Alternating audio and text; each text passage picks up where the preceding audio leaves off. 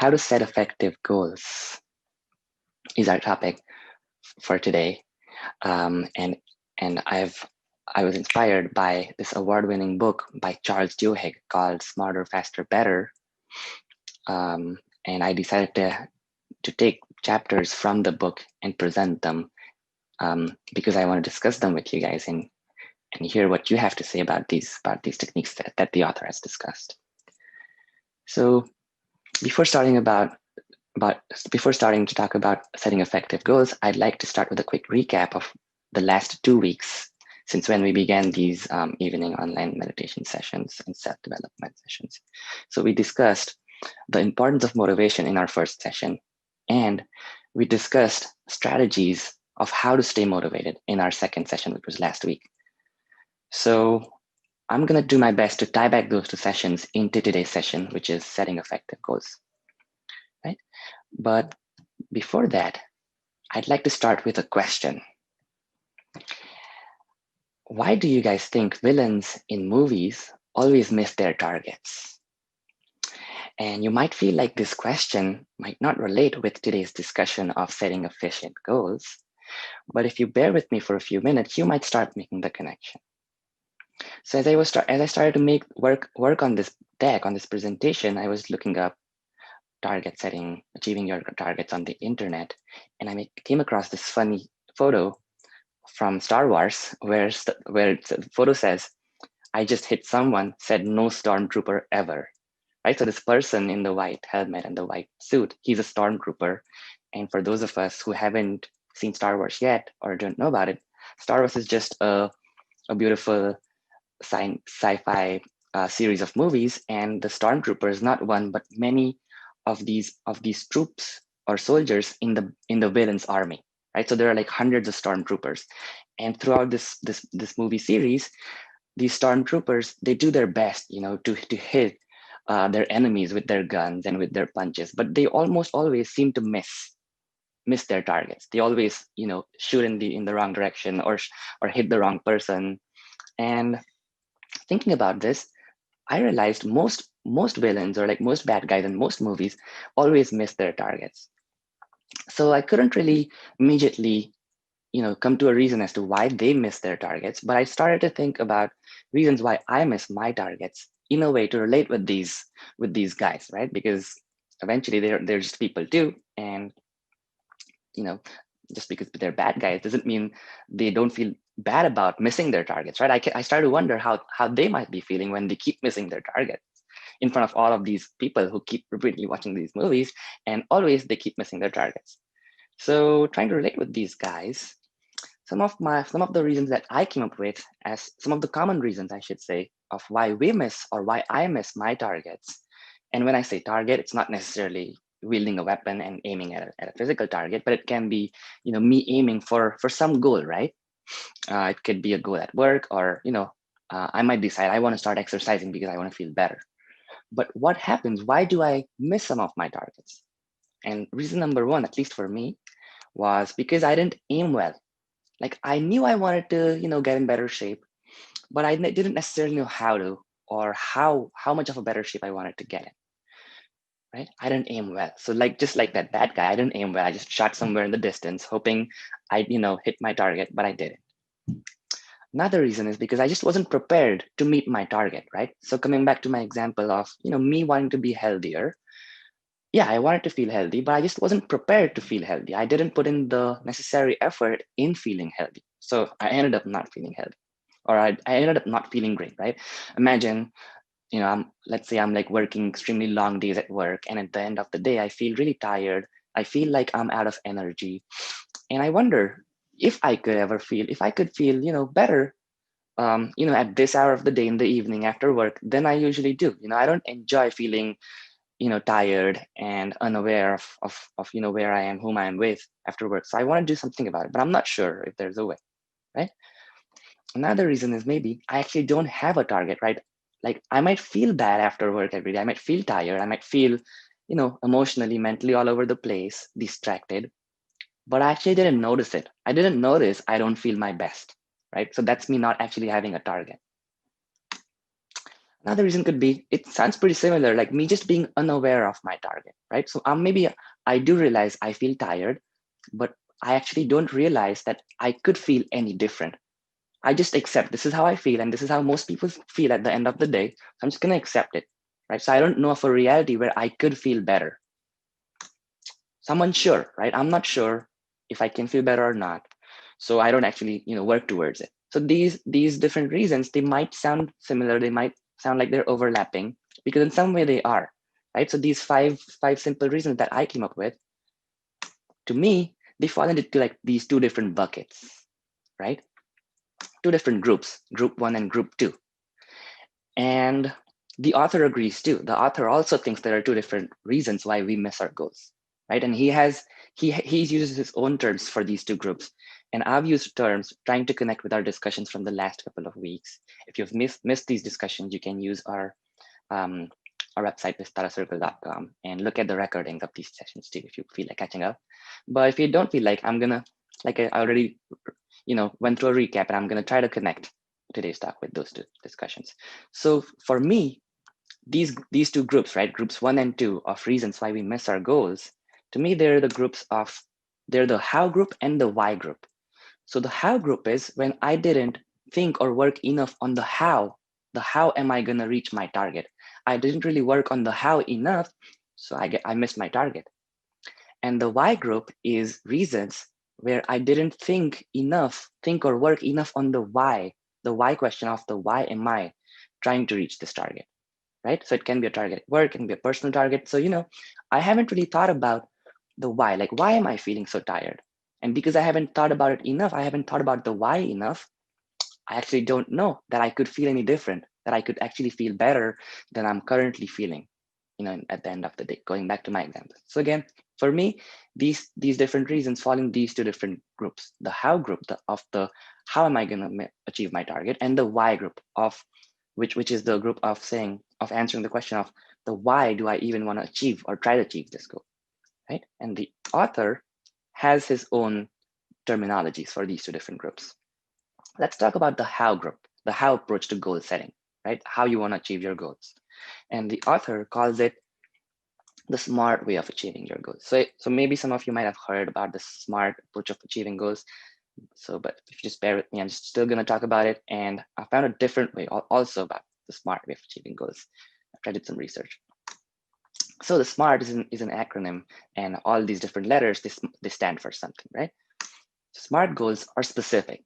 Now, coming back to my example, I feel tired at the end of the day.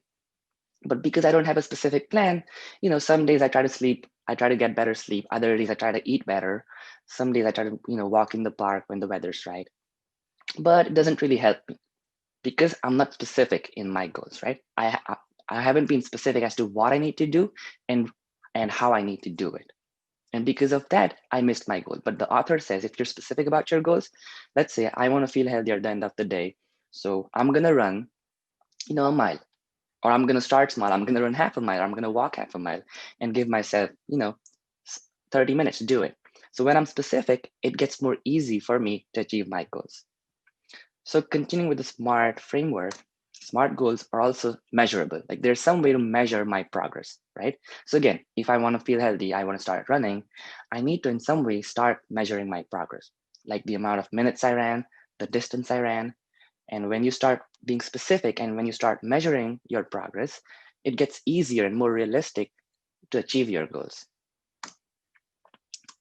Similarly, your goals should also be attainable. I need to aim at something that's realistic for me, right? Like usually if you want to run a mile, which is 1.3 kilometers, if you convert it, you take about 10 to 15 minutes. Like a person without training takes about 10 to 15 minutes to run a whole mile.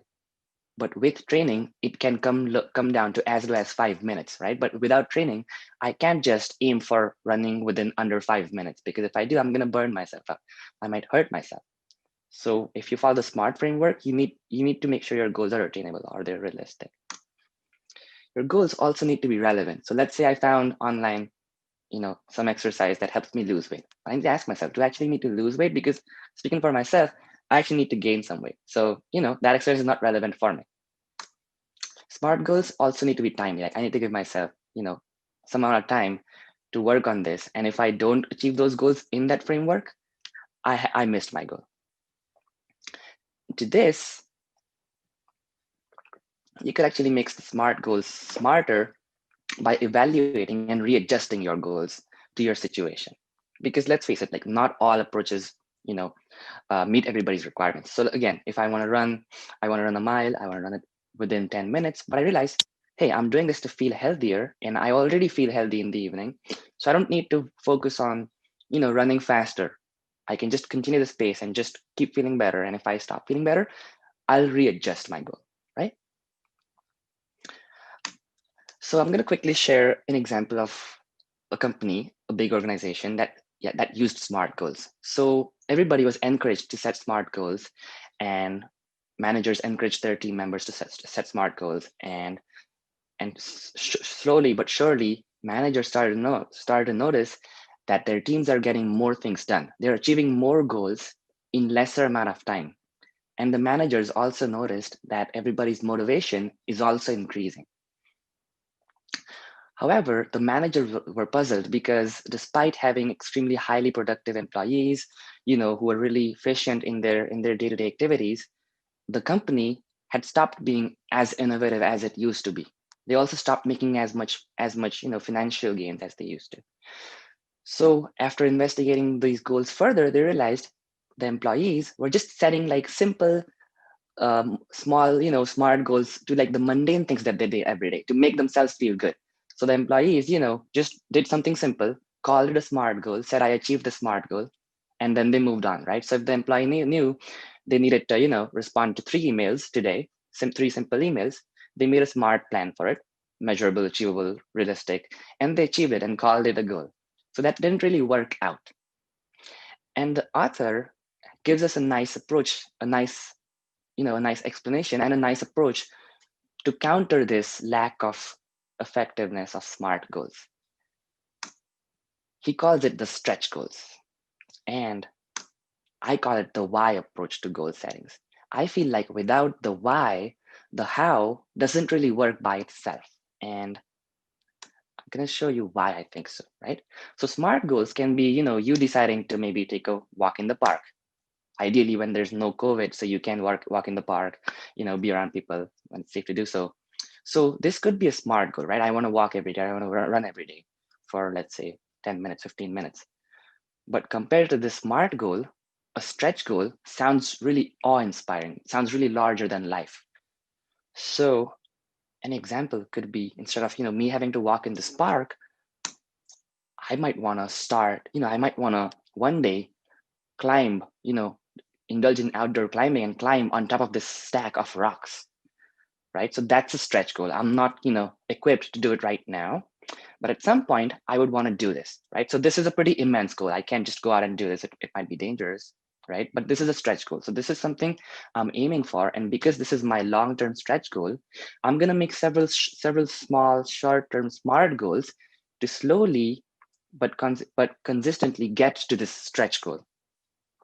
And this picture on the right, it's a real place called the Old Man of Hoy.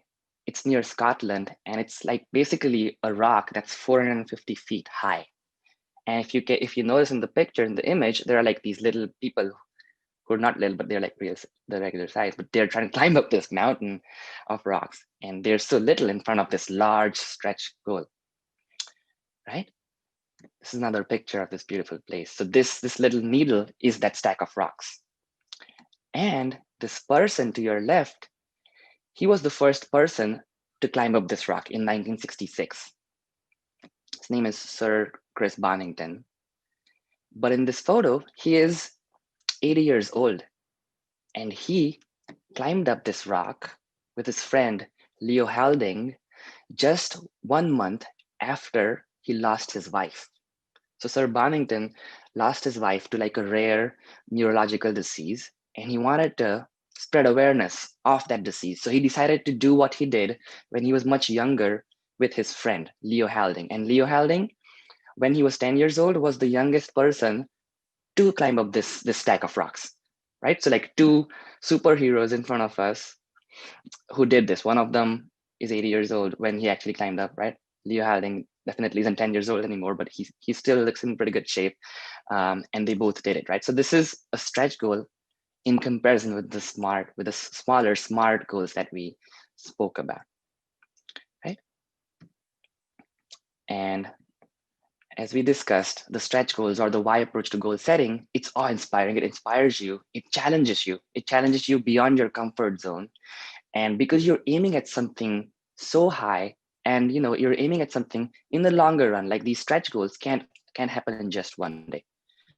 But because you're so intently focused on them in the long run, you push yourself, and the goal pushes you to innovate yourself, to reinvent yourself, and to learn from your own mistakes and to forget your own biases.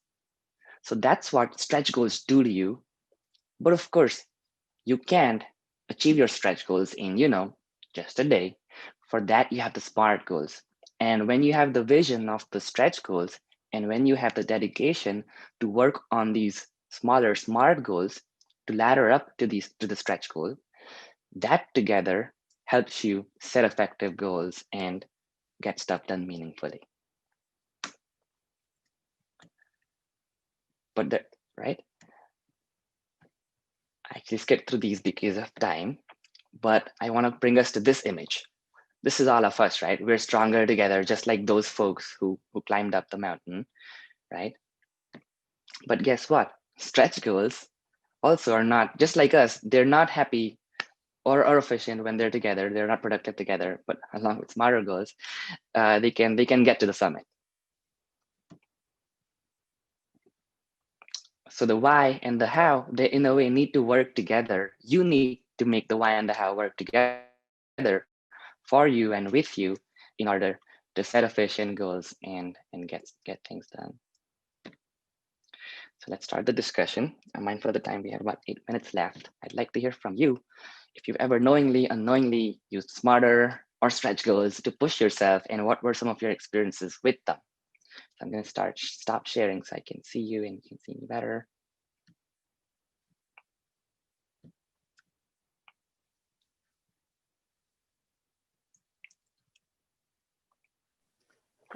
Thank you, Arpurva. That was very interesting. Appreciate the wisdom that you shared with us.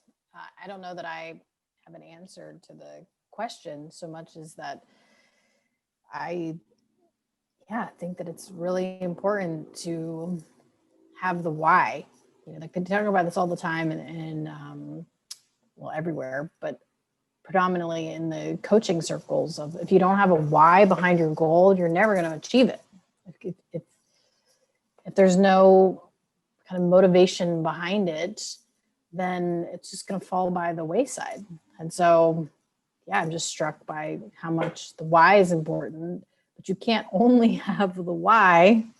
You also have to have the how, the small things to bring you there, because there's a lot of people who, maybe not a lot, but there are people who want to run a marathon. And they're like, okay, I'm going to run a marathon. And then they just go out and start running.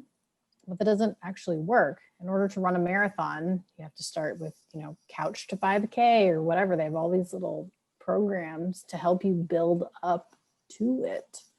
So just found that to be really interesting. And now I'm contemplating, what are my goals? What is it that I'm trying to achieve? So definitely some food for thought.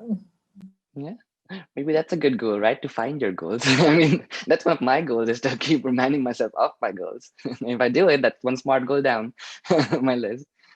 But yeah, I've definitely fallen, in the trap of just either focusing on the why and becoming a dreamer.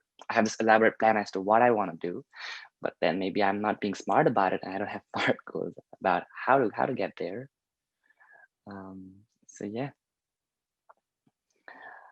And I loved how the author contrasted these two pieces for us too, because I didn't put these two things together until I read this book a few years ago, and until I also questioned myself. I found myself, knowing what I want to do, contrasting with a few other friends of mine who didn't know what they want to do, but they still seem to get some things done.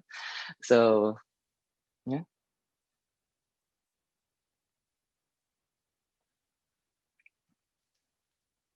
Anybody else would like to share something, say something?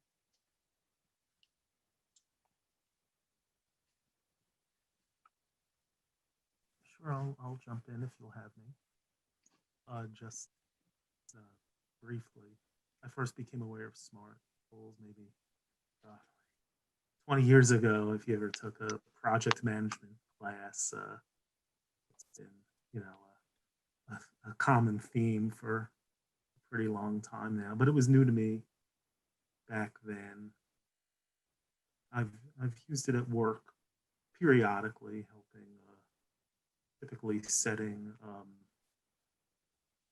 plans for the year, what people are trying to achieve for the year for themselves as development, you know, as well as company goals.